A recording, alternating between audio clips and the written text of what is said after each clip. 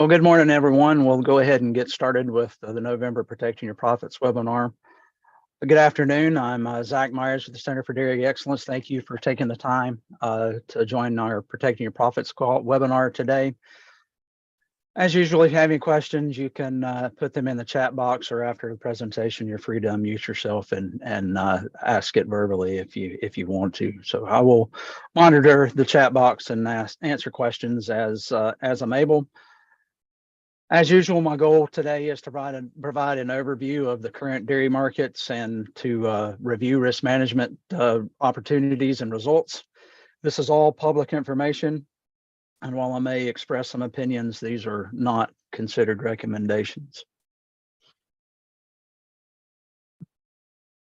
So just a quick agenda here: current markets, then we'll talk about exports, then we'll get into the risk management portion with dairy margin coverage and dairy revenue protection. And then, to finish up today, we've been working on revamping our risk management resources online and for print, and we'll navigate through that web page a little bit and show you what we have and what's to come for that. So we'll go ahead and jump into the meat of the webinar. At 18.85 billion pounds, U.S. milk production was up about 1.2% in October compared to October 2021. U.S. cow numbers were up 31,000 head year over year to 9.417 million, and up 1,000 head compared to September 2022 revised numbers that released earlier this month. Milk production per cow was up less than 1% at 2,001 pounds compared to last year. This is equivalent to about 74.2 pounds per lactating cow per day, assuming that 87% of the mature cows are lactating at any given time. This is about a half pound per day more than last year.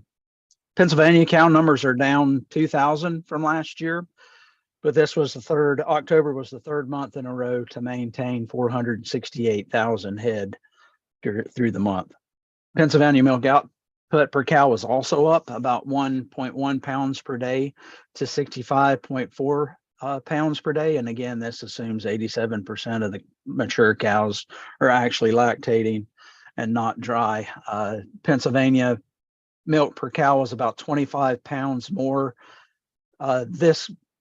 during the month of October compared to last October at the 1,765 pounds per cow during October. Improved efficiency offset herd size reductions in the Commonwealth, with total milk production increasing about 1% compared to last year, or about 8 million pounds to 826 million pounds. Dairy cow slaughter will be announced later today. The USDA will release the slaughter report at 3 o'clock this afternoon. So moving on to product stocks. Butter at 240 million pounds. Stocks were down about 39 million pounds. Cheese at 1.448 billion pounds are basically flat, only down about 460,000 pounds compared to last year. In the slides I sent out, I had non-fat dry milk is down 19%, but this is an error. I caught this morning. In September, non-fat dry milk stocks were actually up 19%, or by about 44 million pounds to 273 million pounds. And of course, this is September, as the non-fat dry milk numbers are a month behind the others. Now moving on to product prices. At $3.16 per pound, September butter price is $1.24 higher than last year and surpasses September's record of $3.15 by a penny. Global dairy trade butter price continues to be lower than the U.S. price at $2.57. And then there's about a 10-cent per pound spread between the EU and the U.S. prices, with the U.S. price now the highest. And this is the first time the U.S. price has been higher than the EU price in more than 2 years. Cheese price is 25 cents less than last year at $2 and is a slight discount compared to the global dairy trade and EU prices of $2.16 and $2.17 respectively.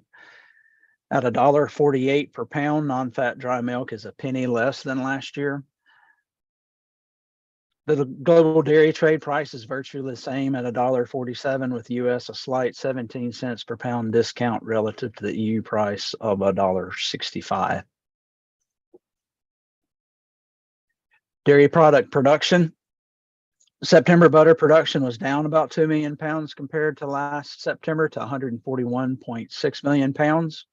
September cheese production was basically flat, up about 0.4%, or about 4.5 million pounds to 1.139 billion pounds.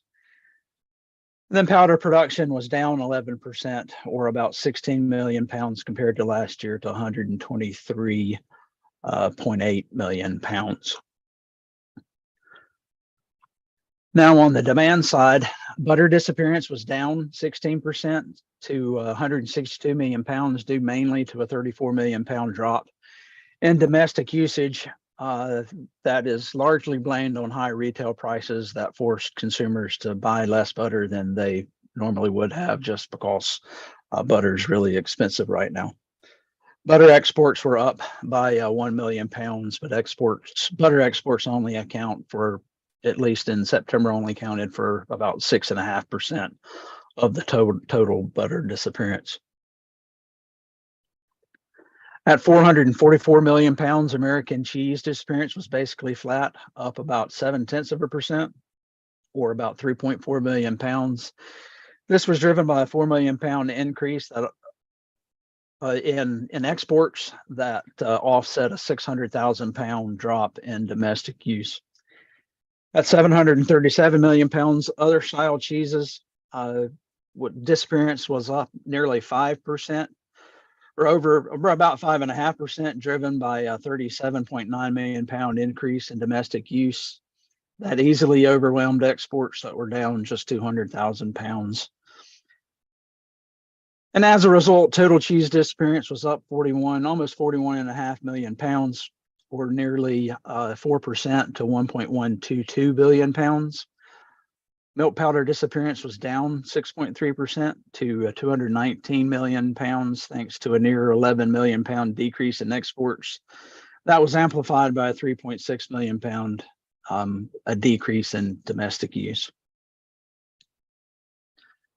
Now moving on to current milk prices based on November 21st closing prices. Class 3 milk gets a 23 cent bump in December compared to this month to 21.25, before falling into the mid-20s in January, and then falls below $20 in February, where it trades in the upper 19s and to the 20-25 range through next summer into early fall. At $20.30 per hundredweight, the 12-month Class 3 average milk price currently averages about $22.70 more than the 5-year rolling average of $17.60. Class 4 is the highest this month at $23.35, where it loses about $2.75 by February. That comes in at $20.60, where prices then trade around that range through next summer and early fall. Now, despite these declines, futures in the futures market, the 12-month Class 4 average price of $20.95 per hundredweight is still $4.32 per hundredweight more than the rolling 5-year average of $16.63. Now, moving on to exports before we get into risk management, 199,804 metric tons of milk solids equivalent dairy products were exported in September. This is up 4% year over year. These exports are valued at about $780 million, which is up 20% compared to September of last year. And with this addition, the September exports continue to be, or total exports continue to be on track to set new volume and value records through September. There's been about 1.8 million metric tons through September of dairy exports. This is 67.3 million metric tons more than last year, which is a 4% increase. And the total value of $7.262 million, which is about $1.5 million more than last year, which is an increase of 25%. So despite our everything going on in the markets, exports still continue to outperform expectations through this year. The September dairy margin coverage margin was announced as $8.62 per hundredweight. The indemnity triggered an 88 cents per hundredweight indemnity at the 9.50 margin coverage. Feed costs fell 44 cents compared to last month to 15.78, and the U.S. all milk price increased 10 cents compared to September or compared to August at 24.40. Excuse me. The October margin will be available next Wednesday, November the 30th, after the ag prices report is released. 2023 DMC enrollment closes at the end of business Friday, December 9th, 2023 at local FSA offices. So the September indemnity at the 9.50 coverage equals about $692 per 1 million pounds of production covered up to the tier 1 5 million pound cap. This finishes covering the annual premium with the addition added on to the August DMC indemnity, and actually provides a net benefit of about 3 cents per hundredweight. And this is not, of course, not a whole lot of money, but it is a net benefit so far through the year, after no benefit was predicted during the 2022 enrollment period that kept many dairy farmers from encouraging them from signing up in the program. So moving on to some projections. With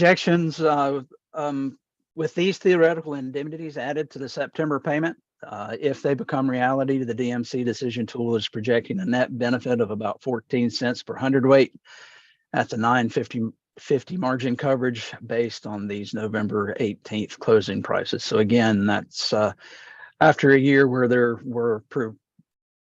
tool was predicting no net benefit. There currently has been a net benefit of 3 cents, and theoretically, if markets continue to play out how they are currently, then there will be additional benefit through the end of this year for the 2022 DMC program. Now moving into projections for next year. If these projections become reality, so I'll draw your attention to the circled projected forecast, or the DMC margin forecast. The margin is supposed to average $8.36 next year. The all milk price is supposed to average, or expected to average, close to $22, with a feed price at $13.60, and then of course that gives you an average margin of $8.36. So if these projections become reality, the net indemnity after premiums and fees would be over $9,000 per 1 million pounds of production history, up to that tier 1 5 million pound cap. Or for someone that maxes out that 5 million pound cap, the payment is right at $46,000 for the year. This would represent about a net benefit of about 92 cents per hundredweight for the program year, based on these November 18th closing prices. So now moving on to dairy revenue protection. The prices here are shown here are based on November 18th, as the dairy revenue protection sales were closed on Monday and Tuesday due to the release of the milk production report on Monday and the cold storage report yesterday. But based on these November 18th, 100% class 3, 95% price protected floors could have been set from a low of $18.30 in the first quarter of 2024 to a high of $19.39 in the first quarter of 2023. for an average price of about 49 cents per hundredweight. And on the Class 4 side, protected floors could have been set from a low of $19.48 in the second quarter of 2023 up to $19.70 in the first quarter of 2023 for an average cost of 58 cents per hundredweight. The first quarter 2024 policies continue to be unavailable, probably because there's not enough trading going on that far out with the volatility in Class 4 markets right now. To establish base prices to set premiums or a protected price. So a little bit on enrollment, or how much milk is covered in dairy revenue protection nationally. About 14.1 billion pounds have been covered for the 2023 crop year. This is 2.9 billion pounds more than last month. This has been done in 1,413 policies sold, which is 140 more than last month, with no policies indemnified, as we're only one quarter through that 2023 crop year. Here in Pennsylvania, 200 million pounds of milk have been covered across the Commonwealth. This is 19 million more than a month ago. 64 policies have been sold total, which is 5 more than last month. And again, no policies indemnified here. And with that, we'll take a few minutes, and I'd like to show you our updated risk management webpage. So I will stop the presentation here, and we'll go to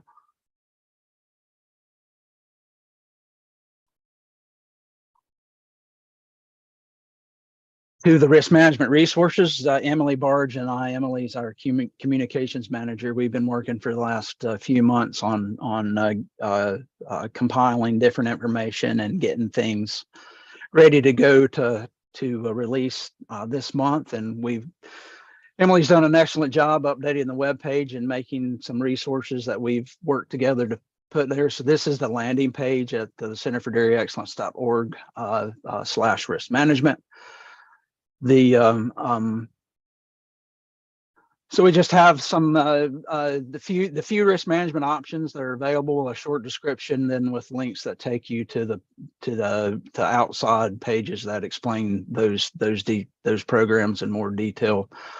And then up here, if you'll see at the top, we have a case study. So and this is still a part of the page that is in the work. We'll have some more case studies. Right now, we just have some dairy margin coverage case studies. We'll have some dairy here in the near future. In the next 2 or 3 weeks, we'll update this, and we'll have some dairy revenue protection case studies, as well as some hedging and traditional hedging and through co-op or through private broker.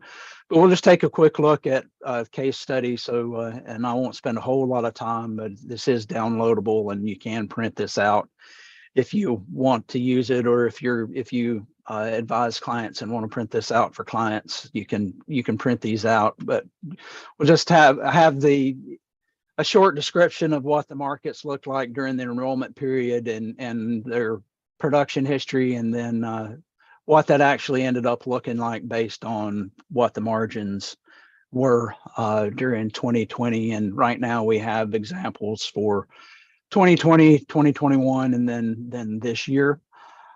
So check those out. And then we also have some at video conversations. So we interviewed some dairy farmers and put some short 4 or 5 minute videos together, compiling sort of what their risk management strategy is, and with some advice on what they have. And we did create a short teaser video that I'd like to show you right now. It's just a little bit more than a minute. So this is just a synopsis of what we put together in the 3 other videos, with at least one more video yet to come with a 4th dairy farmer. And with that, I'll just go ahead and play this and come back on once it's over.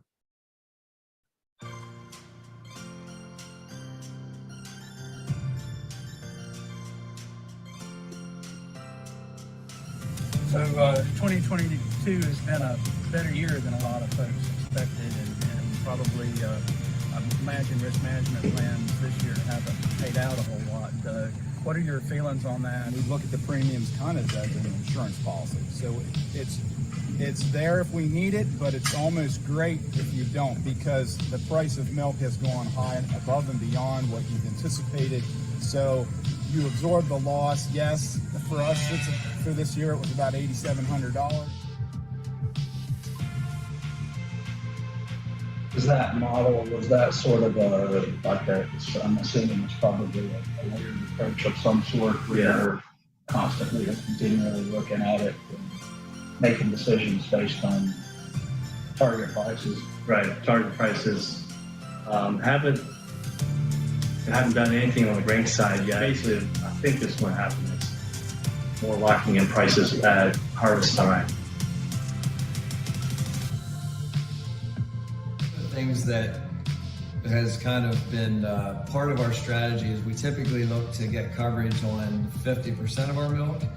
And even a lot of things that we do, we kind of take a 50% approach. Breaking it down really simple, we're right half the time, we're wrong half the time, and that's how we've arrived at 50%.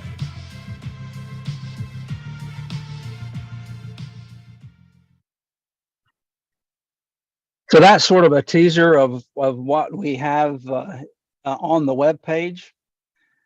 And so with that concludes what I have today. If there's any questions, you can certainly ask those. Otherwise, the next Protecting Your Profits will be December the 28th at noon, and we will we'll plan on reviewing